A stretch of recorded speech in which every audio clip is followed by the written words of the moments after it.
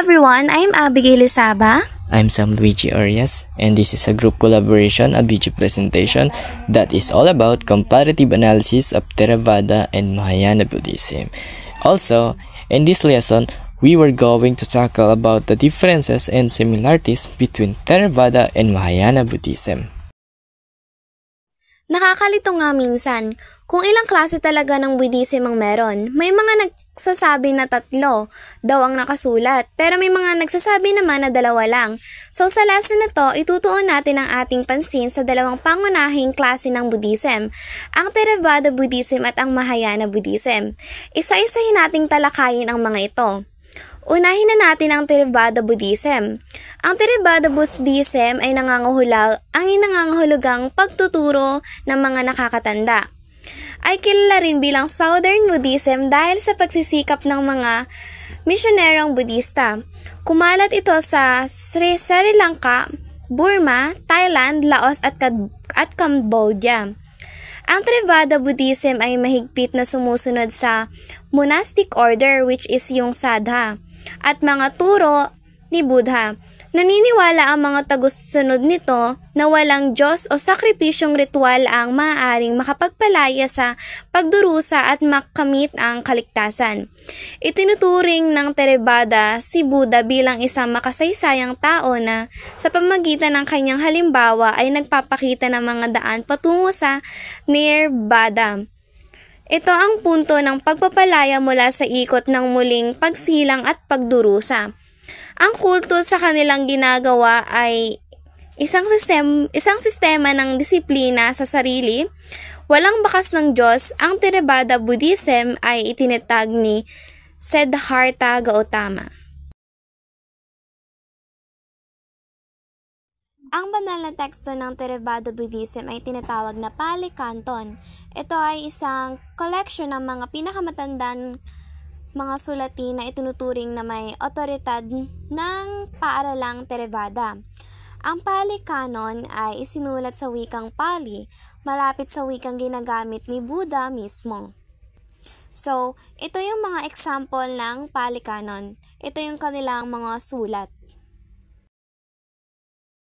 Ang follower sa paaralang ito ay sumusunod sa iba't ibang doctrines. One is presented in the Four Noble Truths, the universal path of pain and suffering. The second one is desire or cravings as the cause of suffering. The third one is the cessation of suffering through abandonment of desires. And the fourth one is the path that leads to cessation of suffering. This noble truth is all about dukkha or suffering. Sinasabi dito na lahat ng tao ay nakakaranas ng pisikal na paghihirap tulad ng kapanganakan, pagtanda, sakit at kamatayan. Nakakaranas din tayo ng mga mental na paghihirap tulad ng matinding pagsubok at hindi natutupad na mga pangarap. Hindi ito aking kundi lahat ng kalungkutan. Itinuturo nito na walang silbi ang habulin ang mga kasiyahan sa buhay na ito dahil pansamantala lamang ang mga ito. Ang mga bagay na ito ay hindi nanatili pag magpakailanman. The second noble truth is all about pagdurusa na hindi orihinal na kalagayan ng lahat ng nilalang. Ito ang pagdurusang dulot ng pagnanasa o paghahangad ng mga tao ay nangangarap ng mga ilusyonaryong sensual na kalagayahan at material na mundo or yung mga material na bagay. Ang mga material na ginhawa at kagustuhan ay humahantong sa pagdurusa kung hindi natutupad ang mga ito. Ang mga pagnanasa o yung mga dreams natin na nagmula sa kamangmangan na siyang kawalan ng kakayahang malaman ng katotohanan ng impermanence, itinuturo nito na dapat tayong humiwalay sa anumang bagay na lubos nating pinapahalagahan. The third noble truth is all about sa posibilidad ng pagwawakas ng pagdurusa. Sinasabi dito na maaaring mapalaya ang mga tao ng kanilang sarili mula sa kanilang kapangyarihan ng pagnanasa o pagnanais na mula sa walang kabuluhang paghahanap sa sarili.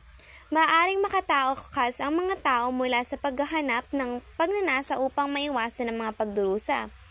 Itinuturo nito na dapat isuko ng tao ang sariling lahat ng pagnanasa, paghahangad at mga hilig.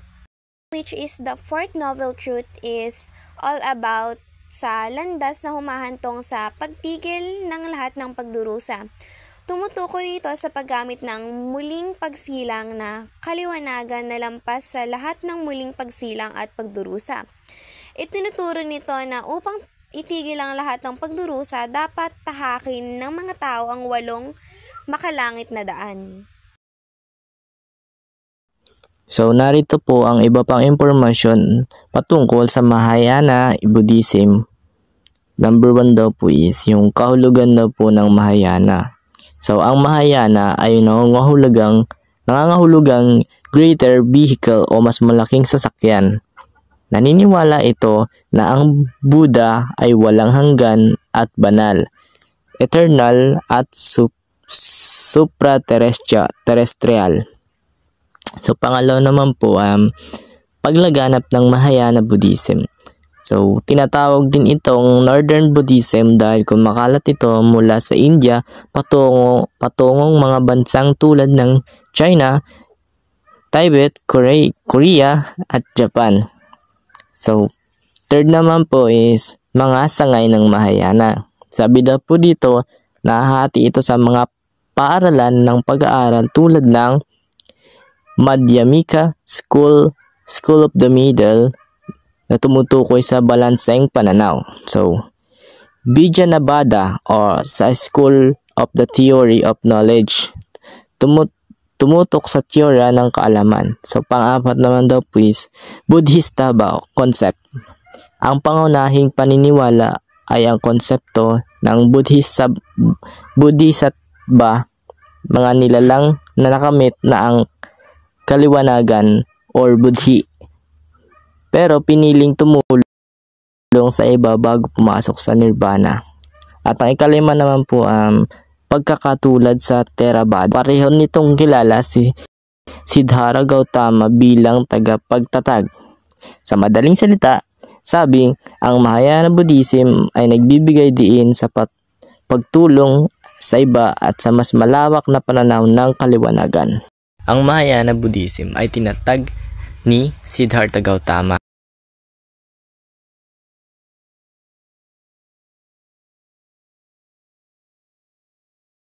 Sa pagsasagawa ng Mahayana Buddhism, ang mga Buddhista ay dumadaan sa 3 antas ng kahusayan: ang moral na disiplina, paglinang ng kabutihan, at ang mabuting asal. Moral discipline. Ito ay tumutukoy sa kahusayan ng naglalayong iwasan ang lahat ng mga pagkakamali ng Bodhisattva. Ito ay isang mental na desisyon na isuko ang lahat ng hindi mabubuting pagkilos o paggamit ng isang mental na estratehiya na humahadlang sa isang masamang gawa. Paglinang ng kabutihan. Ang kabutihan ay moral na kahusayan. Upang mas lumaganap sa buhay, kailangang linangin ng tao ang kanyang kabutihan sa pamamagitan ng ugali ng pagiging mabuti sa buhay. Ang pagreretang ng landas nito ay tungo sa mas malaking kaligayahan at katuparan. Altruistic conduct. Ito ang paniniwala na ang kabutihan ng iba ay pantay, kung hindi mas mahalaga kaysa sa kabutihan o kaligtasan ng sarili.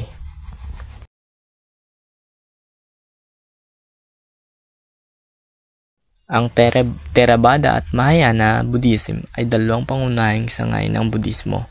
Marami silang pinagsasaluhang pangunahing paniniwala. Pareho ang paniniwala ng Theravada at Mahayana Buddhism sa 4 na marangal na katotohanan. Una, dukha. Ang buhay ay pagdurusa. Pangalawa, sumudaya. Ang pagdurusa na nagmumula sa pagnanasa. Pangatlo, nirodha. Ang pagdurusa ay tumitigil kapag tumigil ang pagnanasa. Ikaapat, magga. Ang marangal na 8 tiklop na daan ay humahantong sa pagtigil ng pagdurusa. Naniniwala rin silang pareho sa konsepto ng karma at muling pagsilang. Differences. First of all, the path to enlightenment. Second, scriptures. Third, concept of Buddha. And lastly, the practices. Landas tungo sa kaliwanagan. Una ay sa Theravada nakatuon sa individual na landas tungo sa kaliwanagan na kilala bilang marangal na 8 tiklop na daan. Habang sa Mahayana, binibigyang diin ang ideal ng Bodhisattva kung saan iniipon ng isang tao ang kanyang sariling kaliwanagan upang tulungan ng iba na makamit ito. When we talk about the sacred text, Theravada is always relying in Pali Canon, ang pinakamatandang collection ng mga banal na kasulatan ng mga Buddhism or ng mga Buddhismo. Sa Mahayana naman, kasama ang Pali Canon, pati na rin ang mga sumusunod na Mahayana Sutra tulad ng Lotus Sutra at Heart Sutra. Now, let's proceed to the concept of Buddha. Sa Theravada, kinikilala ang makasaysayang Buddha na si Siddhartha Gautama bilang isang tangi at tunay na Buddha para sa kanila. Sa Mahayana naman, kinikilala ang makasaysayang Buddha pati na rin ang iba't iba pang mga Buddha at Bodhisattva tulad nina Amitabha at Avalokiteshvara. Practices. Sa Theravada, they emphasize the meditation and mindfulness practice. Sa Mahayana naman, they include the meditation and mindfulness practice, but as well as practices such as chanting and the recitation of sutras. In conclusion, ang Theravada at Mahayana Buddhism ay parehong mayaman at magkakaibang tradisyon. Bagamat maraming silang pagsasaluhang pangunahing paniniwala, mayroon silang magkaibang diskarte sa landas tungo sa kaliwanagan at sa konsepto ng Buddhahood.